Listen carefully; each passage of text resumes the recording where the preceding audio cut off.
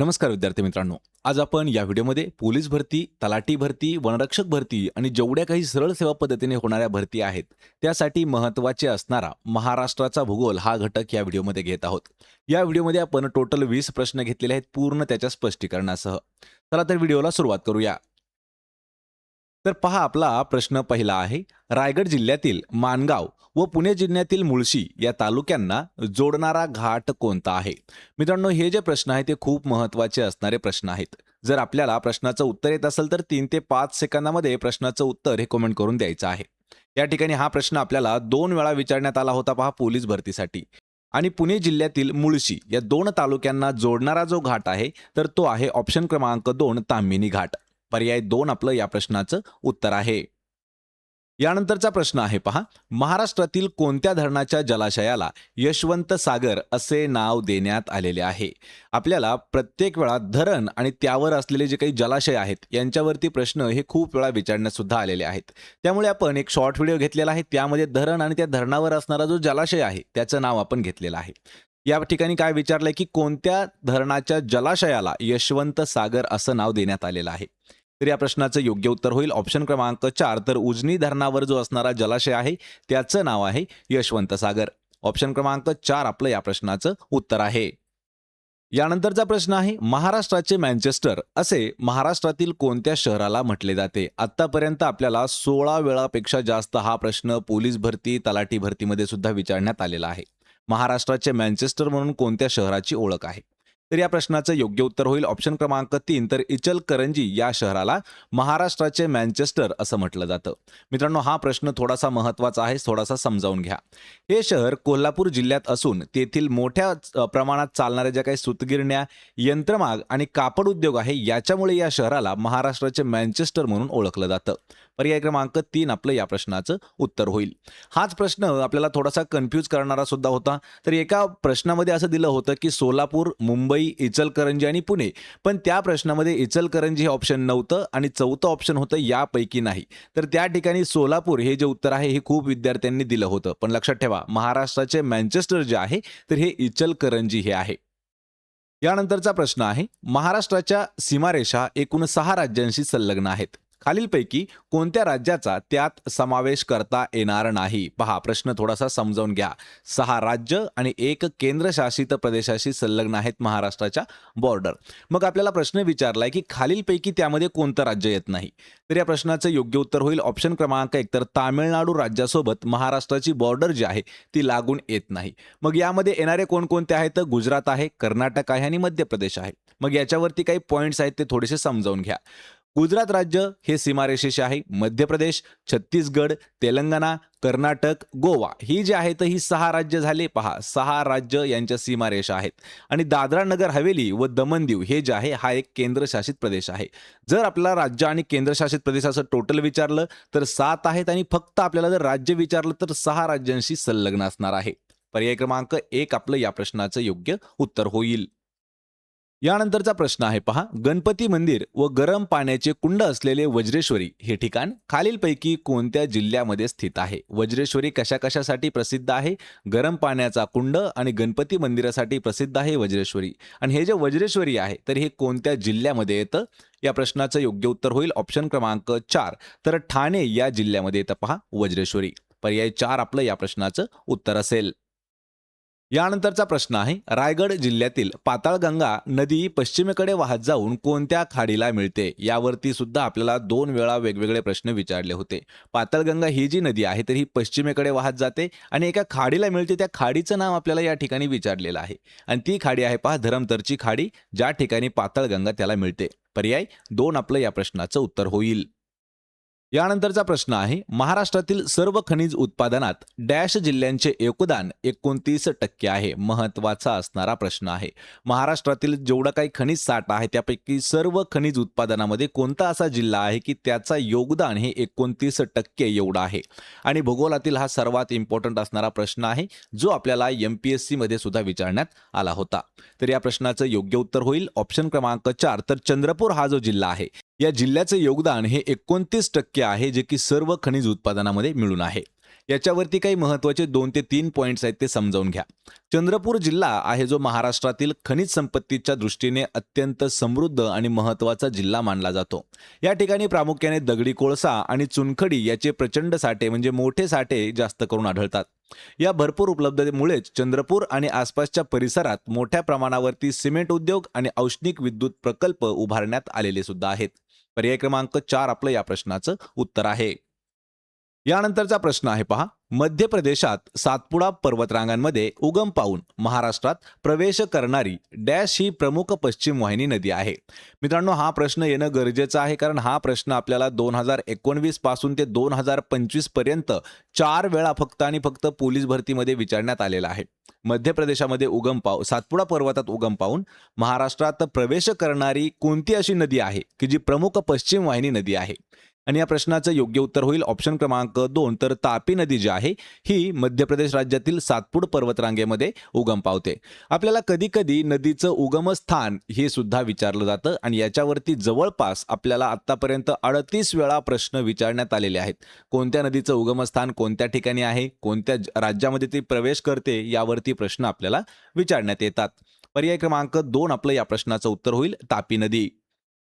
यानंतरचा प्रश्न आहे. रायगड जिल्ह्यातील महाड व पुणे जिल्ह्यातील भोर या 2 ठिकाणांना जोडणारा घाट कोणता आहे? हा सुद्धा प्रश्न महत्त्वाचा आहे. आपल्याला 2 जिल्हे दिले जातात आणि त्या जिल्ह्यांमध्ये काही अशी ठिकाणं असतात की त्यांना जोडणारा एक घाट असतो. याच्यावरती खूप वेळा आतापर्यंत प्रश्न आपल्याला विचारण्यात आलेले आहेत. त्यातीलच हा एक प्रश्न आहे पहा. रायगड जिल्ह्यातील महाड आणि पुणे जिल्ह्यातील भोर या 2 ठिकाणांना जोडणारा जो घाट आहे तर तो घाट आहे ऑप्शन क्रमांक 1 वरंदा घाट. पर्याय 1 आपलं या प्रश्नाचं उत्तर आहे. यानंतरचा प्रश्न आहे. छत्रपती शिवाजी महाराजांनी मुरुंबदेव या किल्ल्याची डागडुजी करून त्याचे नाव काय ठेवले?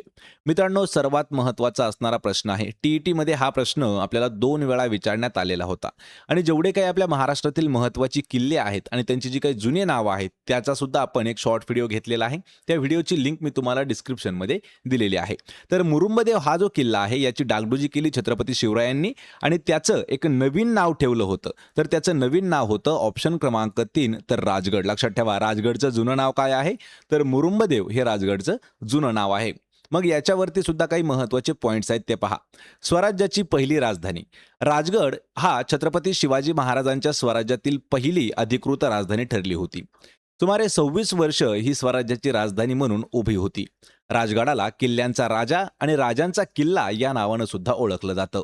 पर्याय क्रमांक 3 आपलं या प्रश्नाचं उत्तर होईल. यानंतरचा प्रश्न आहे. महाराष्ट्रातील खालील जिल्ह्यांपैकी क्षेत्रफळाच्या बाबतीत सर्वात लहान जिल्हा कोणता आहे? सर्वात इम्पॉर्टंट असणारा प्रश्न आहे. लक्षात ठेवा, या ठिकाणी आपल्याला विचारलंय की खालील जिल्ह्यांपैकी म्हणजे गोंदिया, जळगाव, नांदेड आणि यवतमाळ या 4 जिल्ह्यांपैकी कोणता असा जिल्हा आहे जो क्षेत्रफळाच्या बाबतीमध्ये सर्वात लहान जिल्हा आहे? आपल्याला असं नाही विचारलं की महाराष्ट्रातील सर्वात लहान जिल्हा कोणता, खाली दिलेल्यापैकी सर्वात लहान जिल्हा कोणता आहे. तर या प्रश्नाचं योग्य उत्तर होईल ऑप्शन क्रमांक 1 तर गोंदिया हा जो आहे हा दिलेल्यांपैकी क्षेत्रफळाच्या बाबतीमध्ये सर्वात लहान असणारा जिल्हा येतो. पर्याय क्रमांक 1 आपलं या प्रश्नाचं उत्तर होईल. यानंतरचा प्रश्न आहे. खालीलपैकी महाराष्ट्रातील सर्वात कमी तालुक्यांची संख्या असणारा जिल्हा कोणता आहे? पहा, महाराष्ट्रातील सर्वात कमी तालुक्यांची संख्या असणारा जिल्हा कोणता आहे? या प्रश्नाचं योग्य उत्तर होईल ऑप्शन क्रमांक 1 तर धुळे हा जो जिल्हा आहे हा दिलेल्यांपैकी सर्वात कमी तालुक्यांची संख्या असणारा जिल्हा आहे. धुळ्यामध्ये एकूण 4 तालुके आहेत. धुळे, साक्री, शिंदखेडा आणि शिरपूर हे जे आहेत ते धुळ्यातील तालुके आहेत. नंदुरबारमध्ये 6 तालुके आहेत. पालघरमध्ये 8 तालुके आहेत आणि सिंधुदुर्गमध्ये सुद्धा 8 तालुके आहेत. पर्याय क्रमांक 1 आपलं या प्रश्नाचं उत्तर आहे.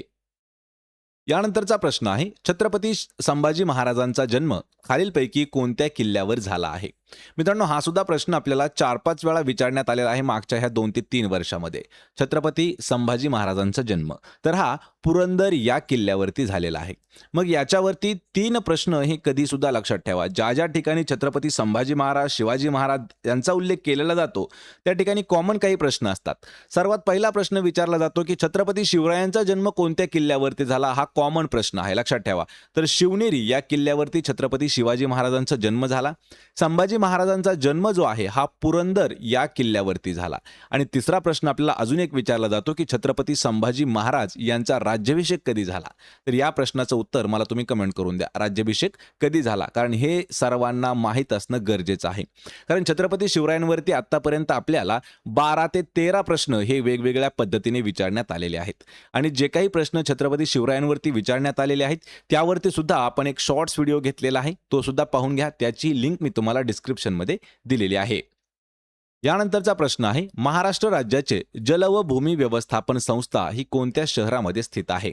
2019ला तलाठी भरतीमध्ये हा प्रश्न विचारण्यात आला होता. महाराष्ट्र राज्याचे जल व भूमी व्यवस्थापन संस्था ही कोणत्या शहरामध्ये स्थित आहे. तर या प्रश्नाचं योग्य उत्तर असणार आहे ऑप्शन क्रमांक 2, तर छत्रपती संभाजीनगर या शहरामध्ये स्थित आहे महाराष्ट्र राज्य जल व भूमी व्यवस्थापन संस्था. आपल्याला 2019 मध्ये जर विचारात घेतलं तर संभाजीनगर असं नाव नव्हतं, तर त्या ठिकाणी औरंगाबाद असं नाव होतं. पण 2022 नंतर औरंगाबादचं नाव हे छत्रपती संभाजीनगर करण्यात आलेलं आहे. पर्याय क्रमांक 2 आपलं या प्रश्नाचं उत्तर होईल. यानंतरचा प्रश्न आहे, महाराष्ट्राच्या कोणत्या प्राकृतिक विभागातून वाहणाऱ्या नद्या तुलनात्मकदृष्ट्या कमी लांबीच्या असतात. असा कोणता प्राकृतिक विभाग आहे की त्यामध्ये वाहणाऱ्या ज्या नद्या आहेत ह्या बाकी नद्यांच्या तुलनेमध्ये कमी लांबीच्या असतात. तर या प्रश्नाचं योग्य उत्तर होणार आहे ऑप्शन क्रमांक 2, तर कोकणातील ज्या काही नद्या आहेत तर ह्या बाकीच्या जे काही प्राकृतिक विभाग आहेत त्यांच्यासोबत जर तुलना केली तर कोकणातील नद्यांची लांबी ही खूप कमी असते. जवळपास 90 ते 100 किलोमीटर, कधी कधी लक्षात ठेवा 40 ते 45 किलोमीटर पर्यंत सुद्धा नद्या त्या ठिकाणी असतात. पर्याय क्रमांक 2 आपलं या प्रश्नाचं उत्तर होईल. यानंतरचा प्रश्न आहे, महाराष्ट्रातील खालीलपैकी कोणत्या शहराला सरोवरांचे शहर या नावाने सुद्धा ओळखले जाते. पहा, सरोवरांचे शहर. आतापर्यंत आपल्याला 2 वेळा हा प्रश्न जशाच तसा पोलीस भरतीमध्ये विचारण्यात आला होता. सरोवरांचे शहर कोणते आहे. ऑप्शन क्रमांक 4, तर ठाणे या शहराला सरोवरांचे शहर म्हटलं जातं. कारण ठाणे या शहरामध्ये जवळपास आणि त्याच्या एरियामध्ये जवळपास 30 पेक्षा जास्त तलाव आहेत, म्हणून त्याला सरोवरांचे शहर किंवा तलावांचे शहर म्हणून ओळखलं जातं. पर्याय क्रमांक 4 ठाणे आपलं उत्तर होईल. यानंतरचा प्रश्न आहे, खालीलपैकी कोणत्या प्रकल्पाला महाराष्ट्राची भाग्यलक्ष्मी म्हणून ओळखले जाते. पहा, महाराष्ट्राची भाग्यलक्ष्मी म्हणून कोणत्या प्रकल्पाला ओळखले जाते. याच्यावरती प्रश्न आपल्याला 2 ते 3 वेळा वेगवेगळे विचारले होते, त्यामुळे आपण हा प्रश्न घेतलेला आहे. तर या प्रश्नाचं योग्य उत्तर होईल ऑप्शन क्रमांक 3, कोयना प्रकल्प जो आहे तर या प्रकल्पाला महाराष्ट्राची भाग्यलक्ष्मी या नावानं ओळखलं जातं. मग याच्यावरती इम्पॉर्टंट असणारे पॉईंट्स कोणकोणते आहेत. या ठिकाणी मोठ्या प्रमाणात वीज निर्मिती सुद्धा केली जाते. तर हा महाराष्ट्रातील सर्वात मोठा जलविद्युत प्रकल्प असून ज्यातून महाराष्ट्र राज्याला मोठ्या प्रमाणावर वीज पुरवली जाते. त्यामुळे याला महाराष्ट्राची विद्युत पंढरी या नावानं सुद्धा ओळखलं जातं. या ठिकाणी कृषी आणि औद्योगिक प्रगती सुद्धा आहे. कोयना नदीवर सांगली जिल्ह्यातील हेळवाग जवळ म्हणजेच पाटण तालुका, सातारा जिल्हा या ठिकाणी बांधलेलं जे काही धरण आहे, पश्चिम महाराष्ट्रातील शेती आणि उद्योगांचा कायापालट त्या ठिकाणी झालेला आहे. पर्याय क्रमांक 3 आपलं या प्रश्नाचं उत्तर होईल. यानंतरचा प्रश्न आहे, सुरजागड हे गडचिरोली जिल्ह्यातील ठिकाण कोणत्या खनिजासाठी प्रसिद्ध आहे. आतापर्यंत आपल्याला 1 वेळा हा प्रश्न गडचिरोली जिल्हा पोलीस भरतीसाठी विचारण्यात आला होता. जे सुरजागड आहे तर या ठिकाणी एक खनिज उत्पादन जास्त प्रमाणात आढळतं, त्यामुळेच सुरजागड हे प्रसिद्ध आहे. तर या प्रश्नाचं योग्य उत्तर होईल ऑप्शन क्रमांक 1, तर लोह खनिजासाठी प्रसिद्ध आहे पहा सुरजागड. पर्याय 1 आपलं या प्रश्नाचं उत्तर होईल. यानंतरचा प्रश्न आहे, रत्नागिरी जिल्ह्याचे विभाजन होऊन नवीन जिल्हा सिंधुदुर्ग कधी निर्माण झालेला आहे. महत्त्वाचा असणारा प्रश्न आहे. ज्यावेळी महाराष्ट्र स्थापन झाला, कधी 1 मे 1960ला महाराष्ट्राची स्थापना झाली, त्यावेळी महाराष्ट्रामध्ये 26 जिल्हे होते आणि सध्याच्या काळात 2026च्या काळामध्ये महाराष्ट्रामध्ये सध्या 36 जिल्हे आहेत. म्हणजे जे काही 26 जिल्ह्यावरून 36 जिल्हे झाले, म्हणजे 10 जिल्हे नवीन ॲड झालेले आहेत. त्यातीलच रत्नागिरी जिल्ह्याचं विभाजन होऊन सिंधुदुर्ग हा नवीन जिल्हा तयार झाला होता. तर तो कधी झाला होता. 1 मे 1981 या दिवशी सिंधुदुर्ग जिल्ह्याचं विभाजन झालं आणि रत्नागिरी जिल्ह्याचं विभाजन झालं आणि सिंधुदुर्ग हा नवीन जिल्हा तयार झाला. मग यावरती काही महत्त्वाचे पॉईंट्स आहेत ते पाहून घ्या. प्रशासकीय विभाजनामुळे तत्कालीन रत्नागिरी जिल्ह्याचे दक्षिणेकडील भाग वेगळा केला गेला आणि त्या ठिकाणी महाराष्ट्रातील 27व्या क्रमांकाचा जिल्हा अस्तित्वात आला, तो होता सिंधुदुर्ग. आणि याच दिवशी 1 मे 1981 याच दिवशी महाराष्ट्रात आणखी एका जिल्ह्याचं विभाजन झालं होतं, तर ते होतं औरंगाबाद, म्हणजे सध्याचं छत्रपती संभाजीनगर या जिल्ह्याचं विभाजन झालं होतं आणि जालना हा नवीन जिल्हा तयार करण्यात आला होता. पर्याय क्रमांक 2 आपलं या प्रश्नाचं उत्तर होईल. यानंतरचा प्रश्न आहे, मुंबई शहरास पाणी पुरवठा करणारी तानसा व वैतरणा, त्यालाच मोडक सागर असं म्हटलं जातं, तर ही जलाशय कोणत्या जिल्ह्यामध्ये स्थित आहेत? पोलीस भरतीमध्ये फक्त 6 वेळापेक्षा जास्त हा प्रश्न विचारण्यात आलेला आहे, फक्त आणि फक्त पोलीस भरतीमध्ये.